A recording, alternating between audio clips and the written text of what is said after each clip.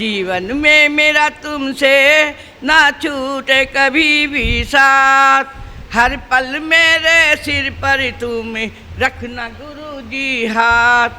जीवन में मेरा तुमसे ना छूटे कभी भी साथ, हर पल मेरे सिर पर तुम रखना गुरु जी हाथ। आपका साथ मिले तो नहीं डरने की क्या बात, हर पल मेरे सिर पर तुम रखना गुरु जी हाथ।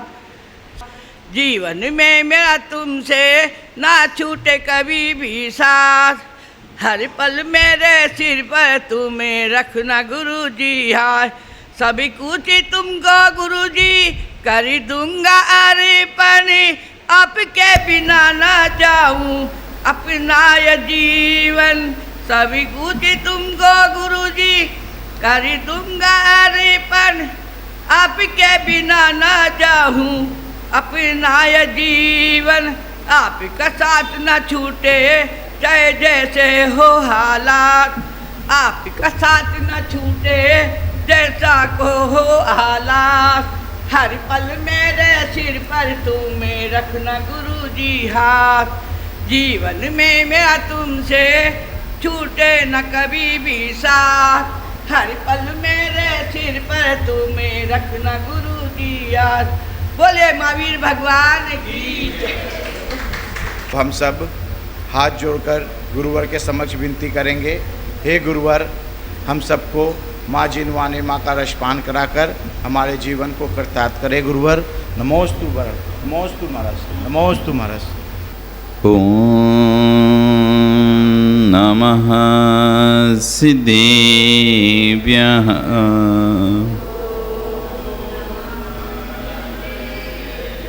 ओम नमः सिद्धेभ्यः। ओम नमः सिद्धेभ्यः।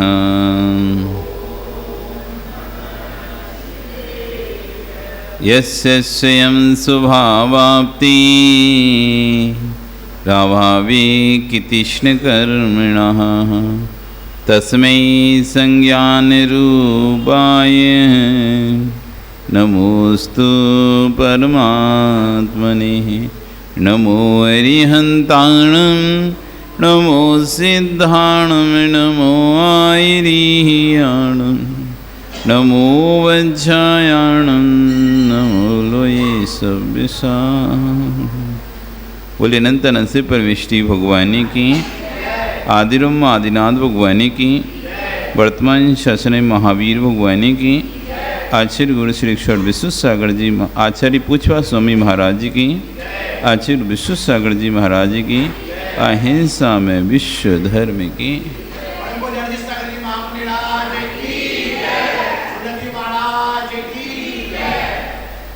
बंधु,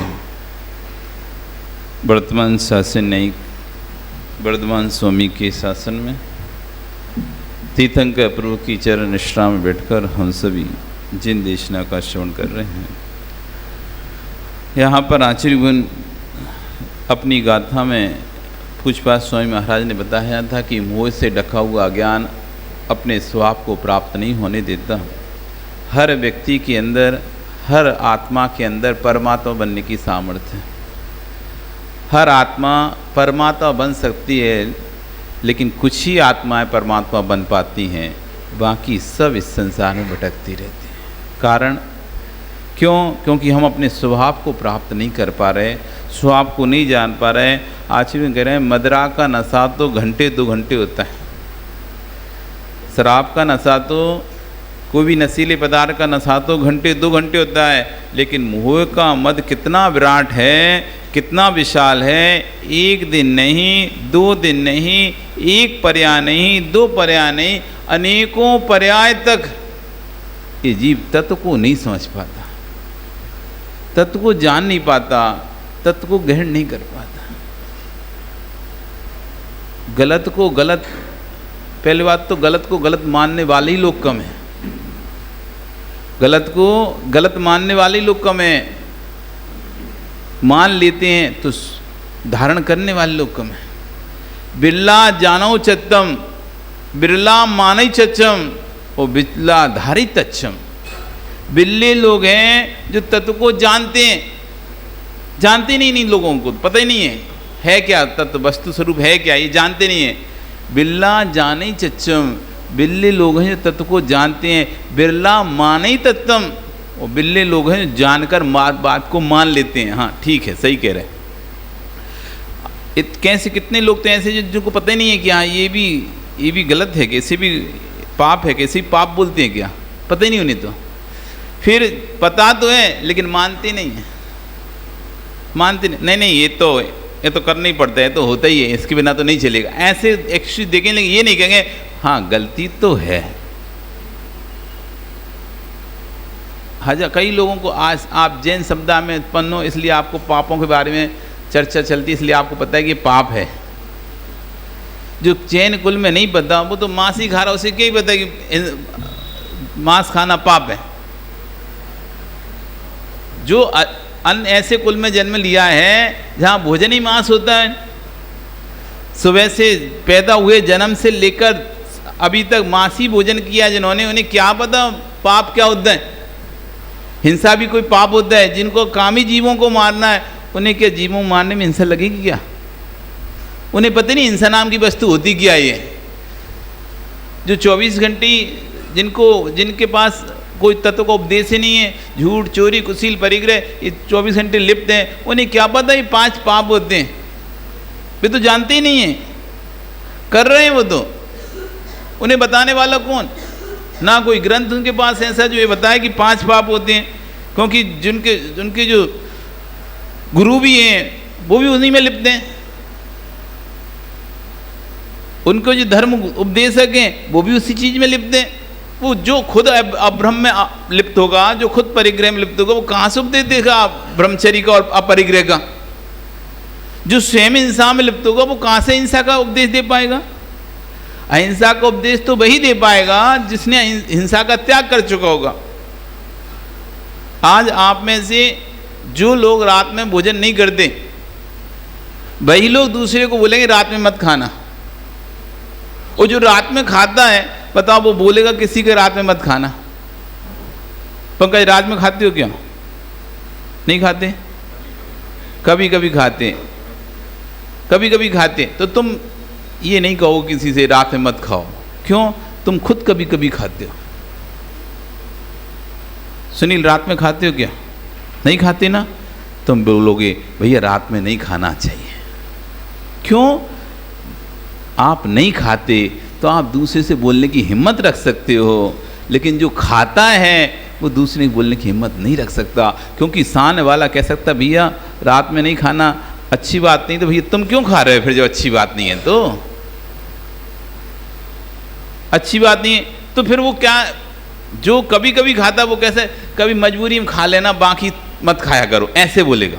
क्यों? वो मजबूरी में खाता है तो वो उपदेश भी उसी तरह से देखा कि भाई कभी कभी मजबूरी हो, कभी नहीं खा पाओ या कहीं बाहर हो तो खा लेना, बाकी ऑन समय मत खाना, ऐसा उपदेश देगा।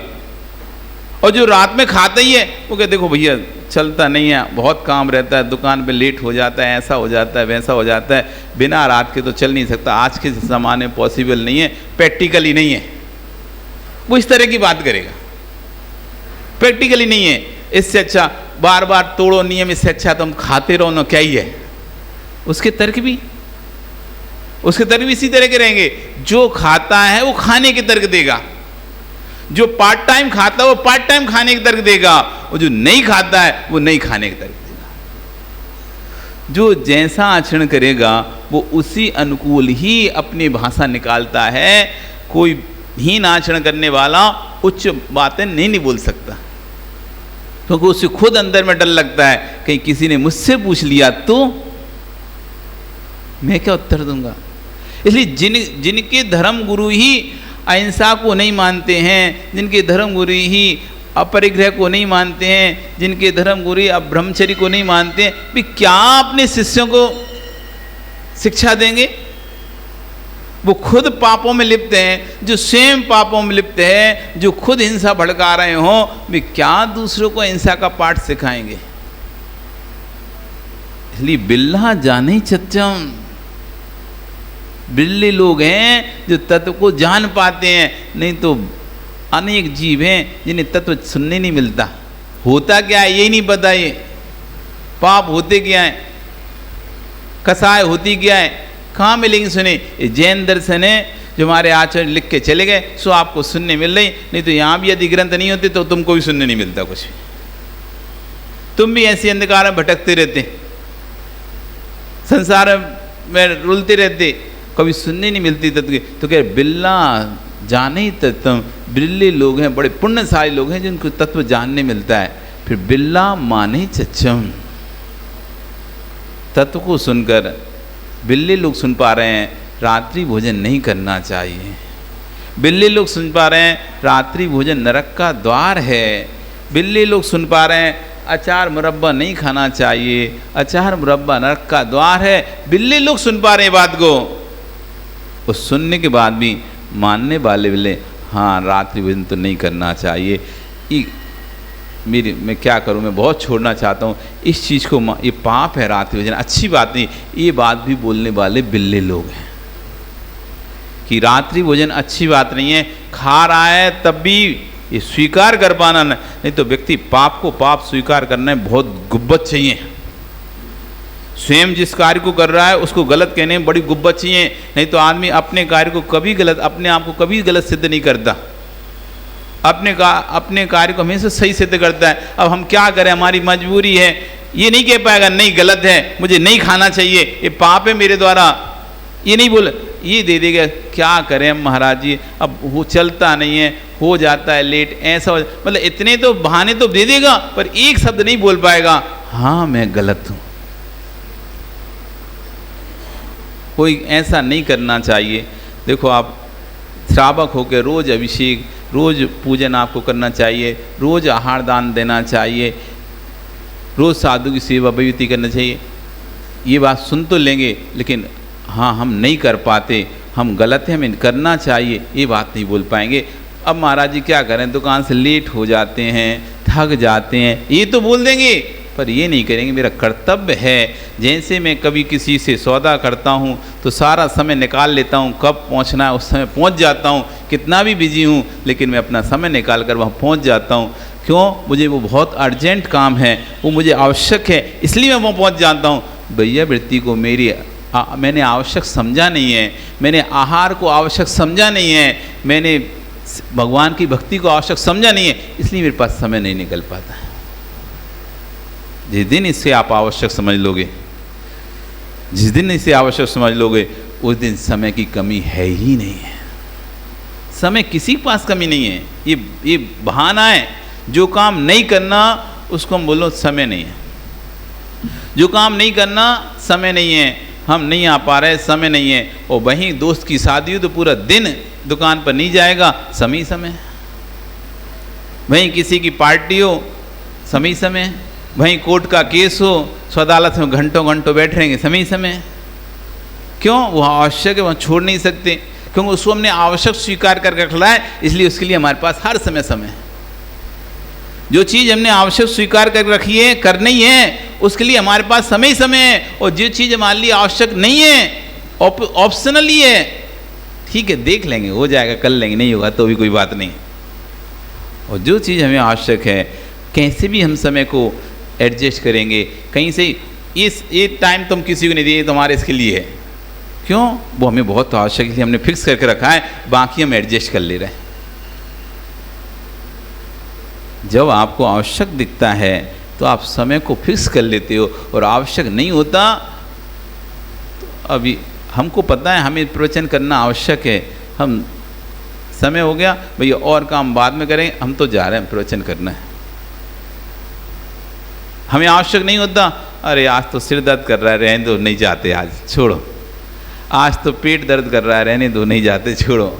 आज तो मन नहीं है प्रवचन करने, नहीं। क्यों, हमने अपने आवश्यक में डाला है। धर्म उपदेश स्वाध्याय हमारा आवश्यक है, स्वाध्याय हमारा सट आवश्यक में एक आवश्यक है, और बाँचना भी एक स्वाध्याय है। स्वाध्याय साधु के मूल गुणों में एक आवश्यक है, 28 मूल गुण होते हैं ना, इसमें 60 आवश्यक हैं। प्रतिगुण, प्रत्याख्यान, ये 60 आवश्यक, उसमें स्वाध्याय एक 60 आवश्यक में आता है। तो वासना स्वाध्याय के 5 भेजें, वासना, प्रक्षणा, अनुप्रेक्षा, आमनाय, धर्मोपदेश, इस स्वाध्याय के 5 वेदें। हम धर्मोपदेश नाम का स्वाध्याय कर रहे हैं, हम वासना नाम का स्वाध्याय कर रहे हैं, इसलिए हमें आवश्यक है। इसलिए कुछ भी हो नहीं, अपने धर्मोपदेश दे जाना, क्योंकि मेरा आवश्यक है। हमें प्रतिगण करना है, कुछ भी हो जाए हम प्रतिगण करेंगे, क्योंकि हमारा आवश्यक है। जिसे हम आवश्यक होते हैं उसे हम नियम से करते हैं। अभी हमें, अच्छा तो आपके लिए सबसे ज़्यादा महत्वपूर्ण कौन सा कार्य है?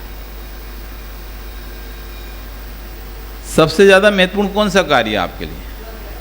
हैं? स्वाध्याय। और भगवान नहीं है, भगवान नहीं है, भगवान है। सच बताओ, इनके लिए तो है, आपके लिए कौन है सबसे ज़्यादा आवश्यक है? भगवान है। पक्का? कहीं बाहर जाना होता है तो सबसे पहले क्या छोड़ोगे?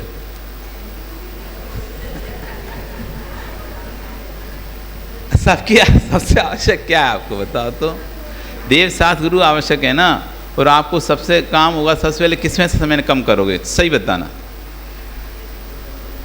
सोने में समय कम करोगे क्या?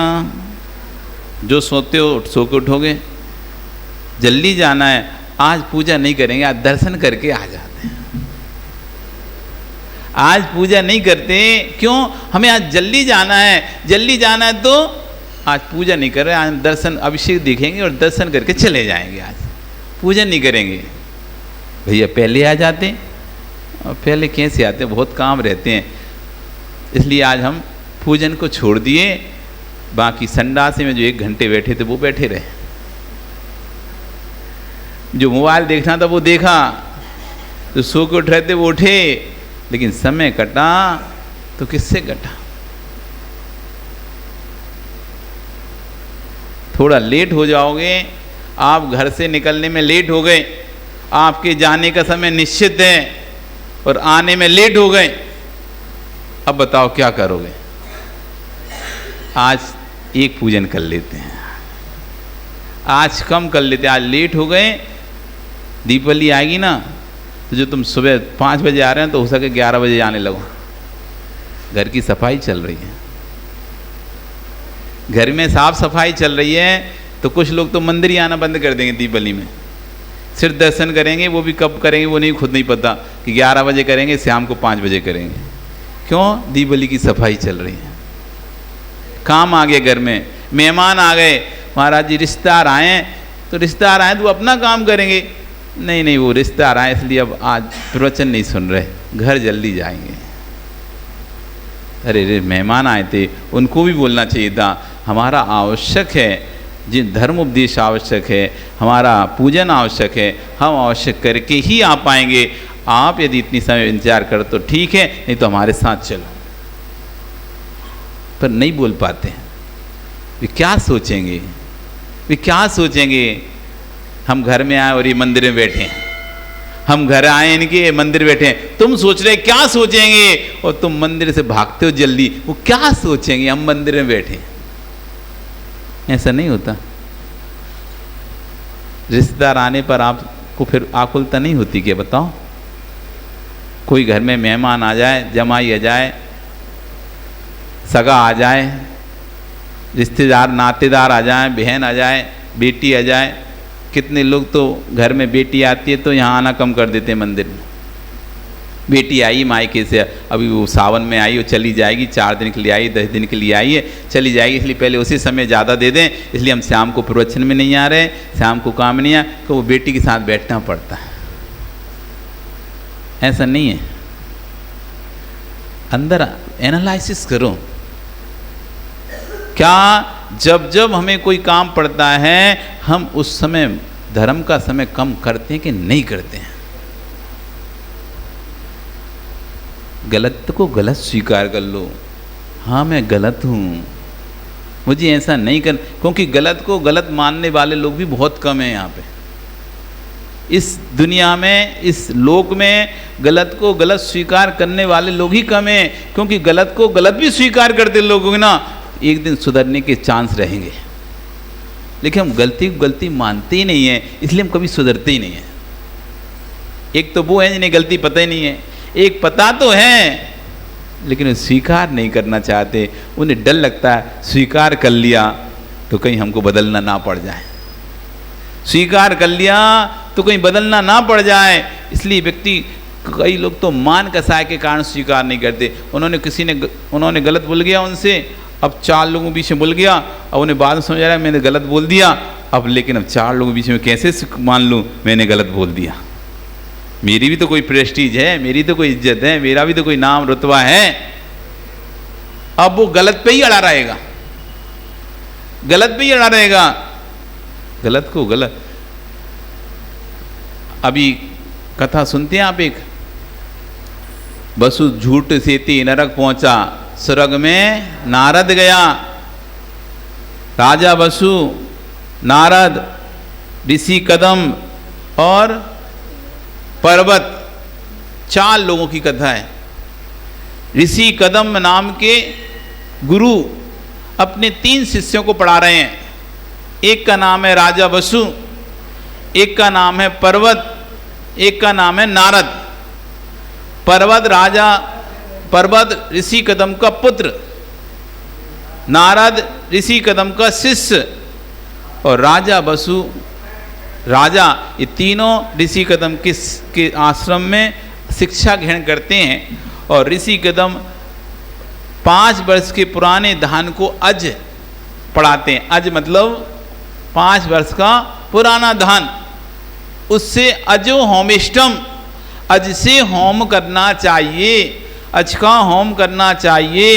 यानी 5 वर्ष पुराना धान जो उगने की सामर्थ्य खत्म कर देता है, उस धान से होम करना चाहिए। ऐसे ऋषि कदम अपने शिष्यों को पढ़ा रहे होते हैं।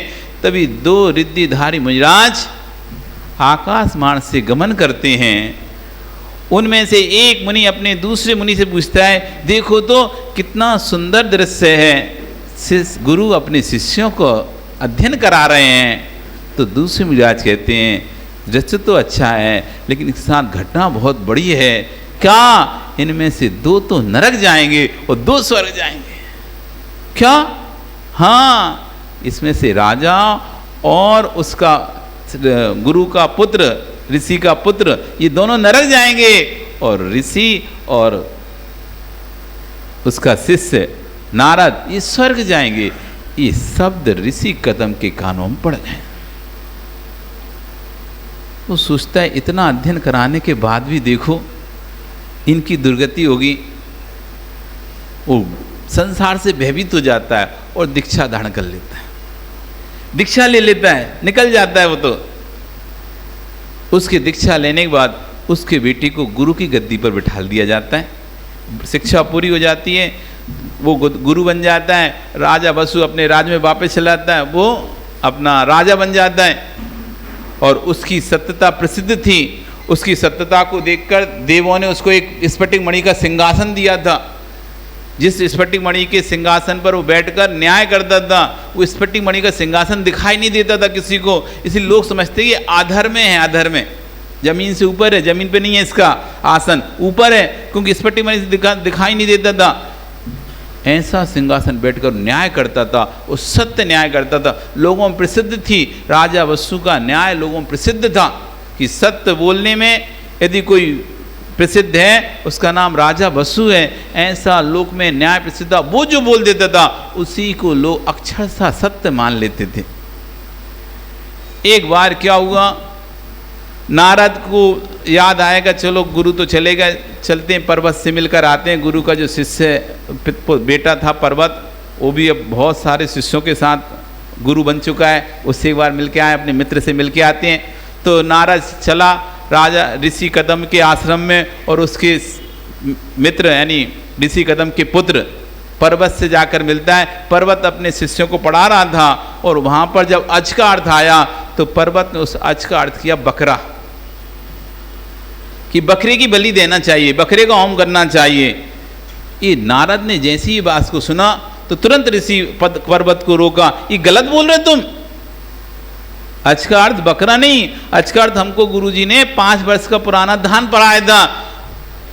अब इतने सारे शिष्यों के बीच में पर्वत ने बोल तो दिया, बाद में उसको भी याद आया कि हाँ यार शिष्य बताया तो क्या था, 5 वर्ष पुराना धान, लेकिन इतने सारे शिष्यों के बीच में बोल दिया तो अब भैया इज्जत की सवाल है, शिष्य क्या सोचेंगे, ये लो उसके मित्र को तो ज्यादा ज्ञान है, हमारे गुरु को ज्ञान ही नहीं है। तो उसने नारद से कहा नहीं नहीं आज ही होता है, बकरा ही होता है इसका अर्थ, तुम गलत हो। शिष्य दोनों को देख रहे हैं, वे दोनों बहस छिड़ गई, और बहस छिड़ गई, बहस इतनी बढ़ गई कि शर्त लग गई, जो भी झूठ बोलेगा अपनी जबान काट लेगा वो। इसका निर्णय करेंगे कि इससे झूठ कौन बोल रहा है, सच बोल रहे हैं। अपन 3 लोग पढ़ते थे ना गुरु से, एक तुम, एक मैं और एक राजा बसु। राजा बसु तो झूठ नहीं बोलेगा ना, उससे निर्णय करते हैं जो झूठ बोलेगा उसकी जीभ कटवा दो, वो जीभ काटेगा अपनी। इतनी बड़ी नारद ने रख दिया, हाँ मैं मुझे स्वीकार है। अब पर्वत को तो स्वीकार करना ही पड़ेगा, क्योंकि वो तो अब इतने सारे शिष्यों के सामने कैसे मान कसाए व्यक्ति मर जाएगा लेकिन सिर नहीं झुकाता, कैसे स्वीकार कर ले मैं गलत हूं, जान रहा है मैंने गलत बोल दिया लेकिन तब भी स्वीकार नहीं कर रहा मैं गलत हूं। इधर अंदर गुरु माँ यानी कदम की पत्नी अंदर से सब सुन रही थी, ये सुनते जब तक वो बाहर आई तब तक ये शर्त लगा चुके थे अपने बेटे को समझाने। अब वो भी पति तो चल ही चुका था, ऋषि मुनि बन गया था, अब बेटा ही सहारा था। अब उसे पता था, वो भी जब पढ़ाती तो सुनती थी कि आजकल तो 5 वर्ष पुराना धान ही होता है, मेरा बेटा गलत बोला है। और अब राजा वसु के पास जब ये जाएगा तो राजा वसु भी सत्य का साथ देगा, मेरे बेटे की जीव नियम से कटी जाएगी। अब मेरा एक ही सहारा है, वो भी मुझसे छिन जाएगा। और वह राजा वसु के पास खबर पहुंचाती मुझे मिलना है, और वहाँ पर पहुँच जाती है राजा वसु के महल में। राजा वसु गुरु माँ को आते देख के बोलता है आप क्यों आई, मुझे बुला लेती, मैं ही आ जाता। नहीं, मुझे आपसे बहुत अर्जेंट काम है, बहुत आवश्यक काम है।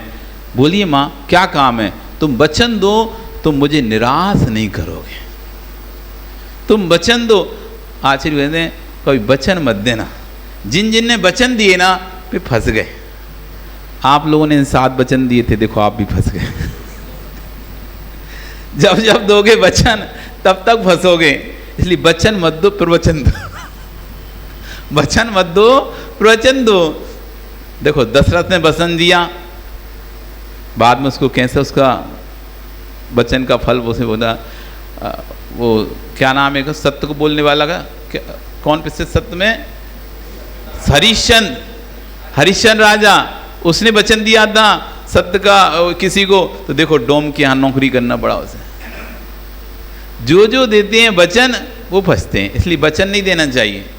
तो उसने वचन दे दिया, बस उन्हें मैं वचन देता हूं आपको निराश नहीं होने दूंगा, आपको निराश नहीं होने दूंगा। आप बताइए क्या करना है। कुछ नहीं करना, तुम्हें मेरे बेटे की रक्षा करनी है। कुछ नहीं करना, तुम्हें मेरे बेटे की रक्षा करनी है, तुम्हें मेरे बेटे की हाँ में हाँ भरनी, बस इतना सा काम करना है। क्या हो गया, वो घटना सुनाती है। अब राजा वसु सोच में पड़ जाता है, एक तो सत्य का उसका प्रचार है और झूठ कभी उसने बोला नहीं है, अब कैसे बोला, इधर वचन में ही फंसा है, उसको बोल दिया निराश नहीं करूंगा। अब उसने सोचा मैं अपनी इनका ही साथ दूंगा, झूठ का साथ दूंगा, और क्या, अब वचन पालन करने के लिए झूठ का साथ देना पड़ेगा। अगले दिन राजसभा में दोनों पेश हुए, दोनों पहुंचे, पूरी भीड़ लगी हुई, नगर पूरे नगर में घोर पहुंच गई है, पूरा नगर वहाँ पर एकत्रित है, पूरे शिष्य एकत्रित हैं, पूरी राजसभा भरी हुई है। पर्वत उस विषय को निकालता है, नारद बोलता है ये पर्वत जो बोल रहा है वो गलत बोल रहा है, हमारे गुरु ने हमको अच का मतलब 5 वर्ष पुराना धान बताया था, बकरा नहीं बताया, इसलिए आप सभा में स्पष्ट कीजिए कि जो पर्वत बोल रहा है वो गलत बोल रहा है। अब राजा वसु बहुत देर सोचने के बाद बोलता है पर्वत सही बोल रहा है। नारद के तो हाथ पे एकदम, क्या बोल रहे हैं वसु राजा,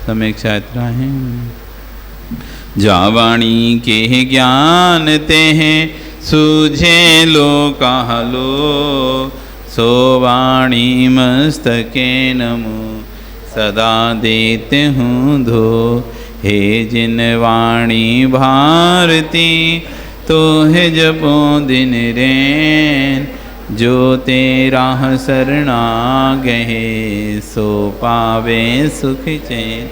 देव भजू अरिहंत को गुरु से व्यो निर्ग्रंथ, दया धर्म मालू सदा यही मोक्ष का पंथ। 9 वर्णमकार मंत्र।